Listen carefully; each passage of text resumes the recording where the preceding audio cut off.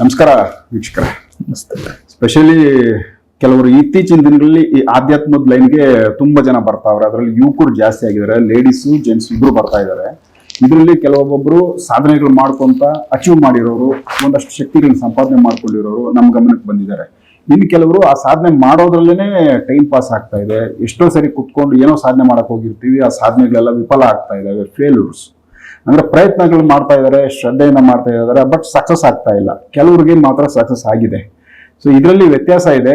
ಕೆಲವೊಂದಷ್ಟು ಮಿಸ್ಟೇಕ್ಸು ಇವ್ರೇನು ತಪ್ಪು ಮಾಡ್ಕೊಂತಾರೆ, ಇಲ್ಲ ಇವರಲ್ಲಿ ಏನು ಸರಿ ಮಾಡ್ಕೊಂಡವ್ರೆ, ಯಾವ ತರ ಮಾಡ್ಕೊಂತ ಹೋದ್ರೆ ಈ ಒಂದು ಸಾಧನೆಗಳಲ್ಲಿ ಸಕ್ಸಸ್ ಆಗ್ತಾರೆ, ದೈವಗಳದ್ದು ಒಂದು ಆಶೀರ್ವಾದ ಪಡ್ಕೋತಾರೆ ಅನ್ನೋದಾಗ್ಬೋದು, ಇಲ್ಲ ದೈವಕ್ಕೆ ಸಂಬಂಧಪಟ್ಟಂತೆ ಸಾಧನೆಗಳಲ್ಲಿ ಆ ಒಂದು ದೈವನ ಹೋಲಿಸ್ಕೊಳ್ಳೋ ಅಂಥದ್ದು. ಸೊ ಇಂಥವುಗಳಲ್ಲಿ ಸಕ್ಸಸ್ ಕೇಸ್ಗಳನ್ನ ಮಾಡಿರೋರು ತುಂಬಾ ಕಡಿಮೆ. ಅದೇ ಒಂದು ವಿಚಾರಕ್ಕೆ ಸಂಬಂಧಪಟ್ಟಂತೆ ನಾಗರಾಜ್ ಭಟ್ರು ಈ ಒಂದು ಸಾಧನೆಗಳು ಮಾಡ್ಕೋಬೇಕಾದ್ರೆ ಯಾವೆಲ್ಲ ನಿಯಮಗಳನ್ನ ಫಾಲೋ ಮಾಡಬೇಕು, ಯಾವ ತರ ಇದನ್ನ ಸಾಧನೆ ಕುತ್ಕೊಂಡು ಯಾವ ತರ ಮಾಡಿದ್ರೆ 100% ಸಕ್ಸಸ್ ಮಾಡ್ಕೋಬಹುದು. ಅದರಲ್ಲಿ ಪ್ರತಿಯೊಬ್ರು ಲೇಡೀಸ್ ಆಗ್ಬೋದು, ಜೆಂಟ್ಸ್ ಆಗ್ಬೋದು. ಸೊ ಈ ಒಂದು ವಿಚಾರ, ಅದರಲ್ಲಿ ಒಂದಷ್ಟು ವಿಚಾರಗಳೈತೆ, ಸೀಕ್ರೆಟ್ ಐತೆ, ಅದನ್ನು ತಿಳಿಸ್ತೀನಿ ಅಂತ ಹೇಳೋರೆ. ಸೊ ಡೈರೆಕ್ಟ್ ಆಗಿ ನೀವು ವಿಚಾರಕ್ಕೆ ಬರ್ರಿ.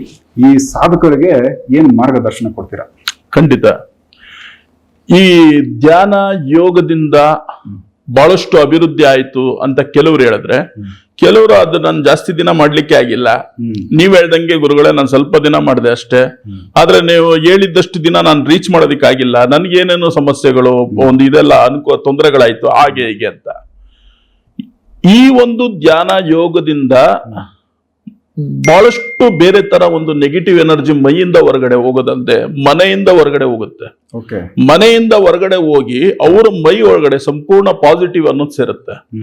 ಮೇನ್ ಏನು ಅಂತ ಹೇಳಿದ್ರೆ, ಧ್ಯಾನ ಯಾವ ತರ, ಯೋಗ ಯಾವ ತರ ಅನ್ನೋದನ್ನ ತಿಳ್ಕೊಂಡ್ರೆ ಎಂತ ಧ್ಯಾನ ಎಂತ ಯೋಗ ಬೇಕಾದ್ರೂ ನಿರಂತರವಾಗಿ ಮಾಡ್ಬೋದು.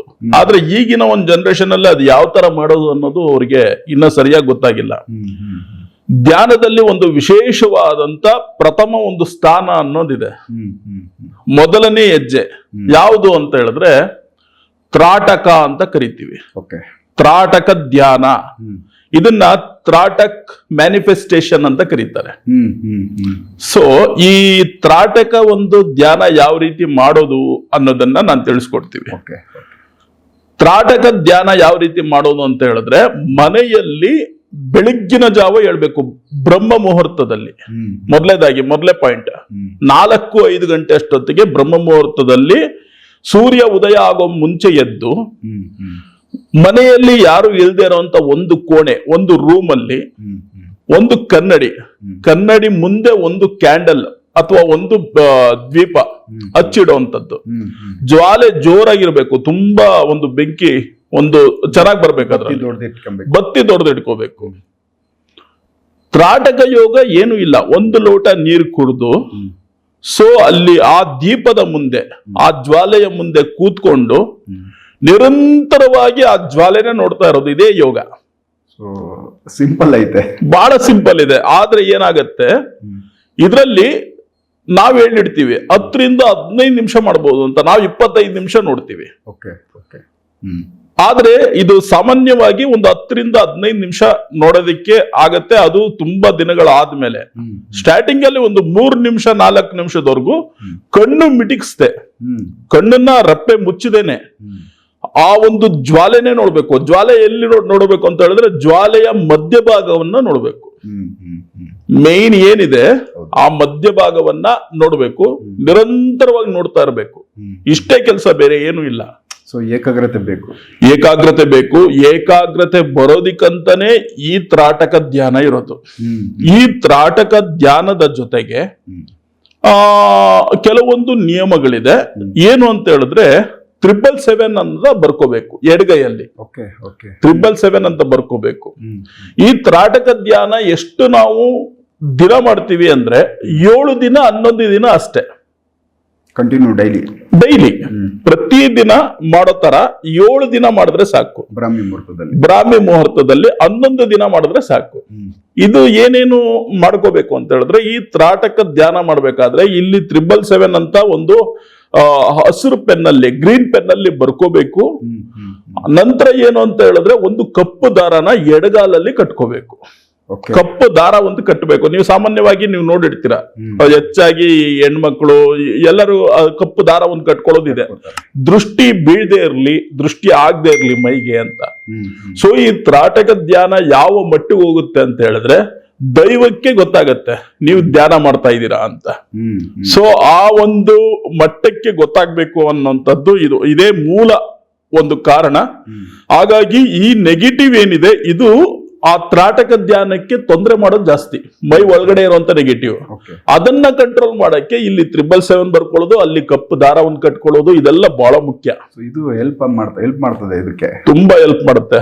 ಇದ್ರಲ್ಲಿ ಏನಾಗತ್ತೆ ಅನ್ನೋಂಥದ್ದು ಈಗ ನಾನು ತಿಳಿಸ್ತೇನೆ. ಈ ತ್ರಾಟಕ ಧ್ಯಾನ ಮಾಡೋದ್ರಿಂದ ತುಂಬಾ ಜನಕ್ಕೆ ಮನೆ ದೇವರೇ ಗೊತ್ತಿಲ್ಲ, ಮನೆ ದೇವ್ರು ಗೊತ್ತಾಗತ್ತೆ. ಯಾವ ತರ ಇದು ಮನೆ ದೇವರು ಎಲ್ಲಿ ಅಂತ ಹೇಳಿದ್ರೆ, ಈಗ ನಾವು ಆ ಧ್ಯಾನನ ಯಾವ ರೀತಿ ಮಾಡ್ತೀವಿ, ಆ ಜ್ವಾಲೆ ನೋಡ್ತೀವಲ್ಲ, ಅದನ್ನ ನಾವು 3 ಕಣ್ಣಲ್ಲಿ ನೋಡ್ತೀವಿ. 2 ನಮ್ ಕಣ್ಣಾದ್ರೆ ಮಧ್ಯ ಒಂದು ಆಗ್ನಾ ಚಕ್ರ, ಅದು ಓಪನ್ ಆಗುತ್ತೆ. ಸೂಪರ್. ಅದು ಓಪನ್ ಆದಾಗ ನಮಗೆ ಹಿಂದಿನ ಜನ್ಮ ಗೊತ್ತಾಗತ್ತೆ, ನಮ್ಮ ಕುಲದೇವ್ರು ಯಾವ್ದು ಅಂತ ಗೊತ್ತಾಗತ್ತೆ, ನಮ್ಮ ಮುತ್ತಾತನ ಹೆಸರೇ ಗೊತ್ತಿಲ್ಲ ನಮ್ಗೆ, ಆ ಹೆಸರು ಗೊತ್ತಾಗತ್ತೆ, ಎಷ್ಟು ಯಾವ ರೀತಿ ಪೂಜೆ ಮಾಡಿದ್ರು ಎಲ್ಲಿ ಭಿನ್ನ ಆಗಿದೆ ನಮ್ಮ ಕುಲದೇವ್ರು ಅನ್ನೋದು ಗೊತ್ತಾಗತ್ತೆ. ಇದಿಷ್ಟುನು ಬೆನಿಫಿಟ್ ತ್ರಾಟಕ ಯೋಗದಲ್ಲಿ, ತ್ರಾಟಕ ಧ್ಯಾನದಲ್ಲಿ. ಮತ್ತೆ ಮನೆಯಲ್ಲಿ ಒಬ್ಬರೇ ಮಾಡ್ಬೇಕು ಇದನ್ನ, ಎಲ್ಲರೂ ಮಾಡಂಗಿಲ್ಲ, ಒಬ್ರು ಮಾತ್ರ ಮಾಡ್ಬೇಕು. ಅವರು ಎಲ್ಲ ರೀತಿಯಂತ ನಿಯಮವನ್ನ ಪಾಲಿಸ್ಬೇಕು. 11 ದಿನ ಮಾಂಸಾಹಾರಗಳನ್ನ ಬಿಡಬೇಕು, ಮದ್ಯಪಾನ ಬಿಡಬೇಕು. ನಂತರ ಅವರು ಆದಷ್ಟು ಫಲಹಾರಗಳನ್ನ ಮಧ್ಯಾಹ್ನ ಒಂದು ಹೊತ್ತು ಊಟ ಮಾಡಿ 2 ಹೊತ್ತು ಫಲಹಾರ ಮಾಡಿದ್ರೆ ಧ್ಯಾನಕ್ಕೆ ಅನುಕೂಲ ಆಗತ್ತೆ. ತುಂಬಾರ್ದು, ಲೈಟ್ ಆಗಿರ್ಬೇಕು. ಸೊ ಆ ತರ ಇಲ್ಲಿ ತ್ರಾಟಕ ಧ್ಯಾನ ಮಾಡೋದ್ರಿಂದ ಫ್ಯೂಚರ್ ಅಲ್ಲ, ಫಾಸ್ಟ್ ಗೊತ್ತಾಗತ್ತೆ. ಇಂದಿನ ಒಂದು ಇದು ಏನೇನ್ ನಡೀತು ಅನ್ನೋದು ಗೊತ್ತಾಗತ್ತೆ, ಮುಂದೆ ನಾನು ಏನ್ ತಪ್ಪು ಮಾಡಬಾರ್ದು, ಏನ್ ತಪ್ಪು ಮಾಡ್ತಾ ಇದೀನಿ ಈಗ ಅನ್ನೋದು ಗೊತ್ತಾಗತ್ತೆ. ಅಂದ್ರೆ ನಮ್ಗೊಂದು ಜ್ಞಾನೋದಯ ಆಗುತ್ತೆ, ಫ್ಯೂಚರ್ ಫಾಸ್ಟ್ ಗೊತ್ತಾಗುತ್ತೆ. ಅಂದ್ರೆ ಇಲ್ಲಿ ಏನೋ ಒಂದು ಹೊಸ ಶಕ್ತಿ ನಮ್ಗೆ ಬಂತು ಅಂತ. ಅದಕ್ಕೆ ಬ್ರಾಹ್ಮಿ ಮುಹೂರ್ತದ ಶಕ್ತಿನೇ ಬೇರೆ. ಬಹಳಷ್ಟು ಜನ ಋಷಿ ಮುನಿಗಳ ಕಾಲದಿಂದನೂ ಈಗ್ಲೂ ಕೂಡ ಹೆಚ್ಚಾಗಿ ಈ ಮೇಧಾವಿಗಳು ಎಲ್ಲ ಹೇಳುವಂತದ್ದು, ಜ್ಞಾನಿಗಳು ಹೇಳೋದು ಬ್ರಾಹ್ಮಿ ಮುಹೂರ್ತದಲ್ಲಿ ಹೇಳಿ ಅಂತ ಹೇಳೋದು ಇದೇ ಕಾರಣಕ್ಕೇನೆ.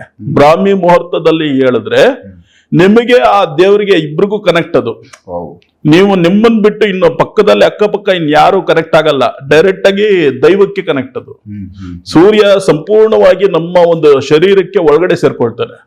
ಹಾಗಾಗಿ ಬ್ರಾಹ್ಮಿ ಮುಹೂರ್ತದ ಒಂದು ಶಕ್ತಿ ಅನ್ನೋದು ಬಹಳ ವಿಶೇಷ, ವಿಸ್ಮಯ. ತುಂಬಾ ಜನಕ್ಕೆ ಇದರಲ್ಲಿ BP ಶುಗರ್ ಕಮ್ಮಿ ಆಗಿದೆ ಬ್ರಾಹ್ಮಿ ಮುಹೂರ್ತದಲ್ಲಿ ಹೇಳೋದ್ರಿಂದ, ತ್ರಾಟಕ ಧ್ಯಾನ ಮಾಡೋದ್ರಿಂದ ನಾನು ಹೆಚ್ಚಾಗಿ ಅಬ್ಸರ್ವ್ ಮಾಡಿದ್ದೀವಿ. ತುಂಬಾ ಜನಕ್ಕೆ ಅವರ ಒಂದು ಮಾನಸಿಕ ಕಾಯಿಲೆ ಸಂಪೂರ್ಣ ಇದು ಸ್ಮ್ಯಾಶ್. ಅದು ಆ ಒಂದು ದಿನದಿಂದನೇ ಅವ್ರಿಗೆ ರಿಸಲ್ಟ್ ಗೊತ್ತಾಗತ್ತೆ. ಮಾನಸಿಕ ಚಿಂತೆಯಲ್ಲಿರ್ತಾರೆ, ತುಂಬಾ ಭಯ ಇರುತ್ತೆ, ಆ ಭಯ ಕಮ್ಮಿ ಆಗತ್ತೆ. ಸೊ ಮಾನಸಿಕ ಒಂದು ವೇದನೆ ಕಮ್ಮಿ ಆಗತ್ತೆ. ಈಗ ಹೆಚ್ಚಾಗಿ ಮಾನಸಿಕ ಇದ್ರಲ್ಲಿರುವಂತದ್ದು ಯಾರು, ಹುಡುಗಿ ಹೆಚ್ಚಾಗಿ ಆ ಸಮಸ್ಯೆ ಇರ್ತಕ್ಕಂಥವ್ರು, ಈ ಕಾಲೇಜ್ ಇದ್ರಲ್ಲೆಲ್ಲ ಓದೋರು, ಓದೋ ಮಕ್ಕಳಿಗೆ ಈ ತರ ತೊಂದರೆಗಳೆಲ್ಲ ಆಗತ್ತೆ. ಆದಾಗ ಆ ಒಂದು ಮಾನಸಿಕ ವೇದನೆಯಿಂದ ಅವರು ಅವರ ಜೀವನ ಹಾಳು ಮಾಡ್ಕೊಳ್ತಾರೆ. ಸೊ ಈ ತ್ರಾಟಕ ಯೋಗದಿಂದ ಅಥವಾ ನಾವು ಅದಕ್ಕೆ ಬೇಕಾಗಿರುವಂತ ಮುಂದಿನ ಒಂದು ನಡೆ ಯಾವ ರೀತಿ ಇರಬೇಕು ಅದನ್ನು ನಾವು ತಿಳಿಸ್ಕೊಡ್ತೀವಿ ನಮ್ಗೆ ಅವ್ರು ಫೋನ್ ಮಾಡಿದಾಗ. ಸೊ ಯಾವ ರೀತಿ ಮಾಡ್ಬೇಕು, ಏನ್ ಮಾಡಿದ್ರೆ ಅನುಕೂಲ ಆಗತ್ತೆ. ಇದರಲ್ಲಿ ಇನ್ನೊಂದು ವಿಶೇಷ, ಟರ್ಕ್ಯೂಸ್ ಅನ್ನುವಂತ ಒಂದು ರತ್ನ, ಒಂದು ಸ್ಟೋನ್. ಅದು ಬಹಳ ಶಕ್ತಿಯುತವಾದಂಥದ್ದು, ಒರಿಜಿನಲ್ ನಮ್ಮ ಹತ್ರ ಇದೆ, ತೋರಿಸ್ತೀವಿ. ಆ ಒರಿಜಿನಲ್ ಸ್ಟೋನ್ ಯಾವ ತರ ಇರುತ್ತೆ ಅಂತ ಹೇಳಿದ್ರೆ, ಅದು ಈ ತ್ರಾಟಕಕ್ಕೆ ಸಂಬಂಧಪಟ್ಟಿರ್ತಕ್ಕಂಥ ಸ್ಟೋನ್. ಯಾರು ಅಂತ ಹೇಳಿದ್ರೆ ಈ ನಮ್ಮ ಈ ಸಲ್ಮಾನ್ ಖಾನ್ ಅವರೆಲ್ಲ ಹಾಕೊಂಡಿದಾರಲ್ಲ, ಬ್ರಾಸ್ಲೈಟ್ ಎಲ್ಲ ಹಾಕೊಂಡಿದ್ದಾರೆ. ತುಂಬಾ ಜನ ಈ ಬಿಸ್ನೆಸ್ ಮ್ಯಾನ್ ಗಳಿರ್ಬಹುದು ಅಥವಾ ಈ ಫಿಲಂ ಆಕ್ಟರ್ಸ್ ಗಳಿರ್ಬಹುದು, ಆ ಟರ್ಕಿಸ್ ಸ್ಟೋನ್ ಅನ್ನ ಹಾಕೊಂಡಿದ್ದಾರೆ. ಏನಕ್ಕೆ ಅಂತ ಹೇಳಿದ್ರೆ ಅದು ಈ ಮೈಯಲ್ಲಿರುವಂತ ನೆಗೆಟಿವ್ ನ ಅದು ಪಾಸಿಟಿವ್ ಮಾಡುತ್ತೆ. ಸಪೋರ್ಟ್ ಆಗುತ್ತೆ ತುಂಬಾ. ಆ ನೆಗೆಟಿವ್ ಹೋಗಿ ಪಾಸಿಟಿವ್ ತುಂಬೋದಿಕ್ಕೆ, ಇರೋಂತ ಕೆಟ್ಟ ದೃಷ್ಟಿ ಕಮ್ಮಿ ಇದಾಗೋದಿಕ್ಕೆ, ತೊಂದರೆ ಆಗೋದಿಕ್ಕೆ, ಮತ್ತೆ ಬಹಳ ಮುಖ್ಯವಾಗಿ ಕುಲದೇವರ ಒಂದು ಪ್ರಭಾವ ನಮ್ಮ ಮೇಲೆ ಬೀಳೋದಿಕ್ಕೆ. ನಮ್ಮ ಮನೆ ದೇವರ ಒಂದು ಶಕ್ತಿ ನಮ್ಮ ಮೇಲೆ ಸಂಪೂರ್ಣವಾಗಿದೆ ಅಂದ್ರೆ ನಮಗೆ ಯಾವುದೇ ಒಂದು ದೋಷದ ಸಮಸ್ಯೆ ಇಲ್ಲ, ನಮ್ಗೆ ಯಾವುದೇ ಕಾಯಿಲೆ ಸಮಸ್ಯೆ ಇಲ್ಲ, ನಮಗೆ ಒಂದು ಪ್ರೊಟೆಕ್ಷನ್ ಸಿಗ್ದಂಗೆ. ಹಾಗಾಗಿ ಟರ್ಕ್ಯೋಸನ ಅಂತ ಒಂದು ಸ್ಟೋನ್, ಅದರಲ್ಲಿ ಬ್ರಾಸ್ಲೆಟ್ ಆಗ್ಲಿ ಅಥವಾ ಒಂದು ಉಂಗ್ರ ಆಗ್ಲಿ ಏನಾದ್ರೂ ಒಂದು ಮಾಡ್ಸಾಕೊಡುವಂಥದ್ದು, ಅದು ಮೈಯಲ್ಲಿತ್ತು ಅಂದ್ರೆ ತುಂಬಾ ಒಳ್ಳೇದು. ಇದೆಲ್ಲ ರಿಲೇಟೆಡ್ ಬಂದ್ಬಿಟ್ಟು ಆ ತ್ರಾಟಕ ಯೋಗಕ್ಕೆ ಅನುಕೂಲ ಆಗುತ್ತೆ. ಆ ತ್ರಾಟಕ ಧ್ಯಾನದಿಂದ, ಆ ತ್ರಾಟಕ ಯೋಗದಿಂದ ಇವ್ರು ನಿರಂತರವಾದಂತ ಯೋಗಿಗಳಾಗ್ತಾರೆ.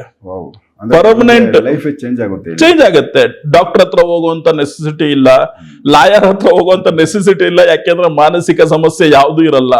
ಕೆಟ್ಟ ಮಾತು ಆಡೋದನ್ನ ನಿಲ್ಸ್ಬಿಡ್ತಾರೆ. ಮತ್ತೆ ಬೇರೆ ಬೇರೆ ರೀತಿಯಾದಂತ ಕೆಟ್ಟ ಆಲೋಚನೆಗಳು ಅವರಲ್ಲಿ ಬರೋದಿಲ್ಲ. ಈ ತ್ರಾಟಕ ಯೋಗದಿಂದ ಏನಾಗುತ್ತೆ, ಮೊದಲೇದಾಗಿ ಮೆದ್ಲು ಸರಿ ಹೋಗುತ್ತೆ, ಅಂದ್ರೆ ಮೈಂಡ್ ಸರಿ ಹೋಗುತ್ತೆ. ಸ್ಟೆಬಲ್ ಆಗಿ ಯಾವ್ದಾದ್ರು ಒಂದು ಕೆಲಸ ಮಾಡ್ಬೇಕು ಅಂದ್ರೆ ಅದರಲ್ಲಿ ನಿರಂತರವಾಗಿ ಒಂದು ಜ್ಞಾನ, ಅದರಲ್ಲೇ ಒಂದು ಭಕ್ತಿ ಕೊಡೋದಕ್ಕೆ ಅನುಕೂಲ ಆಗುತ್ತೆ.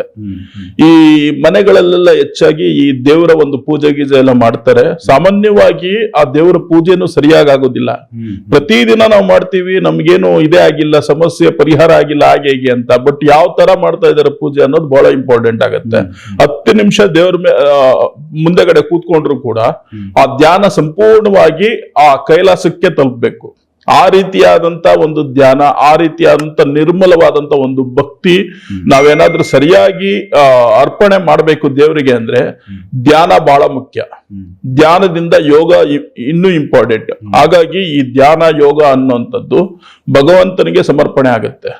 ಈ ಧ್ಯಾನದಲ್ಲಿ ಮೊದಲನೇ ಸ್ಟೆಪ್ ಬಂದ್ಬಿಟ್ಟು ತ್ರಾಟಕ ಯೋಗ, ತ್ರಾಟಕ ಧ್ಯಾನ. ಇದರಿಂದ ಮನುಷ್ಯನ ಆರ್ಥಿಕ ಪರಿಸ್ಥಿತಿ ಸರಿ ಹೋಗುತ್ತೆ, ದೈಹಿಕ ಪರಿಸ್ಥಿತಿ ಸರಿ ಹೋಗುತ್ತೆ, ಮಾನಸಿಕ ಪರಿಸ್ಥಿತಿ ಸರಿ ಹೋಗುತ್ತೆ. ಹಾಗಾಗಿ ತ್ರಾಟಕ ಯೋಗ ಅನ್ನುವಂಥದ್ದು ಈಗಾಗಲೇ ಬಹಳಷ್ಟು ಎಲ್ಲ ಕಡೆ ಬೆಳಕಿಗೆ ಬಂದಿದೆ. ತುಂಬಾ ಜನ ಈ ತ್ರಾಟಕ ಯೋಗವನ್ನ ಮಾಡ್ತಾ ಇದ್ದಾರೆ. ಏನಿಲ್ಲ, ಒಂದು ದೀಪ ಇಟ್ಟು ದೀಪದ ಮುಂದೆ ನೋಡ್ಬೇಕು ಅನ್ನೋದು ಬಿಟ್ರೆ ನಾವು ಬೇರೆ ಇನ್ನೇನು ತಿಳಿಸ್ತಾ ಇಲ್ಲ. ಈ ಒಂದು ಸಂದರ್ಭದಲ್ಲಿ ಆ ಒಂದು ಎಡಗೈಯಲ್ಲಿ 777 ಅಂತ ಬರ್ಕೊಳ್ಳುವಂಥದ್ದು ಇರಬಹುದು, ಅಥವಾ ಕಾಲಿಗೆ ಕಪ್ಪು ದಾರ. ಅದ್ರ ಜೊತೆಗೆ ಬಹಳ ಮುಖ್ಯವಾಗಿ ಈ ಟರ್ಕ್ಯೂಸ್ ಅನ್ಬಿಟ್ಟು ಸ್ಟೋನ್, ಇದು ಈ ಸ್ಟೋನ್ ಒಂದು ಹರಳು, ಒಂದು ಉಂಗುರ ಆಗ್ಲಿ ಅಥವಾ ಒಂದು ಬ್ರಾಸ್ಲೆಟ್ ಪೆಂಡೆಂಟ್ ಆಗ್ಲಿ ಮಾಡ್ಸಾಕೊಳ್ಳುವಂಥದ್ದು. ಅದರಲ್ಲೂ ವಿಶೇಷವಾಗಿ ಇದಕ್ಕೆ ಕೇತು ಜಪ ಆಗಿರುತ್ತೆ. ಕೇತು ಬಂದು ಯಾವ ಒಂದು ಗ್ರಹ ಅಂತ ಹೇಳಿದ್ರೆ ತಲೆಯನ್ನ ರಕ್ಷಣೆ ಮಾಡುವಂತ ಗ್ರಹ ಅಂತ ಕರಿತೀವಿ. ತಲೆ ಇಲ್ದೇ ಇರುವಂತ ಒಂದು ಗ್ರಹ ಅಂತ ಕರಿತೀವಿ. ಸೊ ತುಂಬಾ ಒಂದು ವಿಶೇಷವಾದಂತ ಒಂದು ಶಕ್ತಿ. ಕೇತು ಆರಾಧನೆ ಮಾಡಿದ್ರೆ ಸರಿಯಾದಂತ ಒಂದು ಕಡೆ ಏಕಾಗ್ರತೆಯನ್ನ ನಾವು ಕೊಡ್ಬೋದು. ನಮ್ಗೆ ತುಂಬಾ ಜನ ಒಂದು ಕ್ಲೈಂಟ್ಸ್ ಗಳು ಫೋನ್ ಮಾಡ್ತಾರೆ. ಫೋನ್ ಮಾಡ್ಬಿಟ್ಟು ಅವರೆಲ್ಲ ಹೇಳುವಂತದ್ದು ಏನು ಅಂತ ಹೇಳಿದ್ರೆ, ಸರಿಯಾಗಿ ಒಂದ್ ಕಡೆ ನಾವು ಜ್ಞಾನ ಕೊಡೋದಿಕ್ಕಾಗೋದಿಲ್ಲ. ಸರಿಯಾಗಿ ಯಾವ್ದಾದ್ರು ಕೆಲಸ ಮಾಡ್ತಾ ಇದ್ರೆ ನಾನು 5 ನಿಮಿಷ 10 ನಿಮಿಷ ಆ ಕೆಲಸ ಮಾಡಕ್ಕಾಗಲ್ಲ, ನನಗೆ ಎದ್ದು ಹೋಗ್ಬಿಡ್ಬೇಕು ಅಲ್ಲಿಂದ ಅನ್ಸುತ್ತೆ. ಅದೇ ತರ ಮನೆಯಲ್ಲೂ ಅಷ್ಟೇನೆ, ಅವ್ರ ಅಂಗಡಿಯಿಂದ ಮನೆಗೆ ಹೋದ್ರೆ ಮನೆಯಲ್ಲೂ ಹೆಣ್ಮಕ್ಳ ಹತ್ರ ಸರಿಯಾಗಿ ಮಾತಾಡೋದಿಕ್ಕಾಗಲ್ಲ, ಸರಿಯಾಗಿ ಕೂತ್ಕೊಂಡು ನೆಮ್ಮದಿಯಾಗಿ ಊಟ ಮಾಡೋದಿಕ್ಕಾಗೋದಿಲ್ಲ. ಯಾಕೆ ಅಂದ್ರೆ ಈ ಏಕಾಗ್ರತೆ ಅನ್ನೋದು ಬಹಳಷ್ಟು ಮನುಷ್ಯನಿಗೆ ತುಂಬಾ ಇಂಪಾರ್ಟೆಂಟ್ ಆಗಿರುತ್ತೆ. ಆ ಒಂದು ಏಕಾಗ್ರತೆ ಇಲ್ಲ ಅನ್ನೋಂತ ಮನುಷ್ಯ ಒಂಥರ ಅವನು ಹುಚ್ಚಿನ ತರ ಆಗ್ತಾನೆ. ಅಂದ್ರೆ ಯಾವ ಒಂದು ಕೆಲಸನೂ ಸರಿಯಾಗಿ ಮಾಡಕ್ಕಾಗಲ್ಲ, ಎಲ್ಲ ಆತ್ರ. ಈ ಗಾಡಿ ಡ್ರೈವ್ ಮಾಡ್ಬೇಕಾದ್ರೂ ಅಷ್ಟೇನೆ, ಅಥವಾ ರಸ್ತೆಯಲ್ಲಿ ಓಡಾಡ್ಬೇಕಾದ್ರೆ, ಯಾರ ಹತ್ರ ಮಾತಾಡ್ಬೇಕಾದ್ರೆ, ಇದರಿಂದ ಎಲ್ಲಾ ಕೆಲಸ ಕಾರ್ಯಗಳು ಹಾಳಾಗ್ತಾ ಹೋಗುತ್ತೆ. ಈಗ ಕ್ಲೈಂಟ್ ಹತ್ರ ಮಾತಾಡ್ಬೇಕಾದ್ರೂ ಅಷ್ಟೇನೆ, ಇಲ್ಲಿ ಸರಿಯಾಗಿ ಮಾತಾಡ್ಕೊಂಡು ಆ ಒಂದು ಜನಗಳ ಹತ್ರ ಇವನು ವ್ಯಾಪಾರ ಮಾಡೋದಿಲ್ಲ.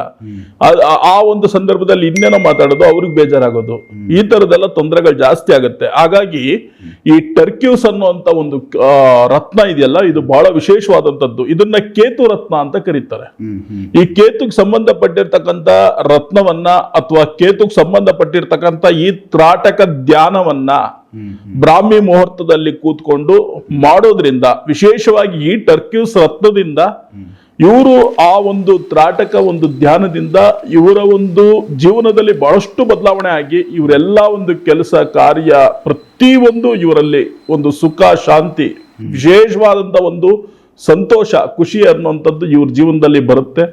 ಶಾಶ್ವತವಾಗಿ ಇವರು ನಿರಂತರವಾಗಿ ಆ ತ್ರಾಟಕ ಒಂದು ಧ್ಯಾನದಿಂದ ಯೋಗದಿಂದ ಇವರು ಎಲ್ಲವನ್ನ ಇವ್ರ ಜೀವನದಲ್ಲಿ ಏನೇನು ಪಡಿಬೇಕು ಅಂತ ಇರುತ್ತೋ ಅದೆಲ್ಲವನ್ನು ಪಡ್ಕೊಳ್ತಾರೆ ಅನ್ನುವಂಥದ್ದು ವಿಶೇಷ. ಸೂಪರ್. ಅಂದ್ರೆ ಸಾಧಕರಿಗೆ ತುಂಬಾ ಹೆಲ್ಪ್ ಆಗುತ್ತೆ, ತುಂಬಾ ಅನುಕೂಲ ಆಗುತ್ತೆ ಸಾಧಕರಿಗೆ. ವೀಕ್ಷಕರೇ, ಯಾಕಂದ್ರೆ ಇದು ಸಾಕಷ್ಟು ಜನ ಸಾಧನೆಗಳು ಮಾಡೋದಕ್ಕೆ ಮುಂದೆ ಬರ್ತಾ ಇದ್ದಾರೆ. ಅಲ್ಲಿ ಹೆಚ್ಚು ಕಮ್ಮಿ ಅವ್ರಿಗೆ ಮೈಂಡ್ ಡಿಸ್ಟರ್ಬ್ ಆಗುವಂಥದ್ದು ಏಕಾಗ್ರತೆ ಕಡಿಮೆ ಆಗುವಂಥದ್ದು, ಸ್ಪೆಷಲಿ ತ್ರಾಟಕಕ್ಕೆ ಸಂಬಂಧಪಟ್ಟಂತೆ ಹೇಳಿದ್ರು ಬ್ರಾಹ್ಮಿ ಮುಹೂರ್ತದಲ್ಲಿ ಈ ಒಂದು ತ್ರಾಟಕ ಯೋಗನ ಶುರು ಮಾಡಿದ್ರೆ ಅವ್ರದ್ದು ಲೈಫಲ್ಲಿ ಸಾಕಷ್ಟು ಬದಲಾವಣೆಗಳಾಗ್ತವೆ ಅಂತೇಳಿ.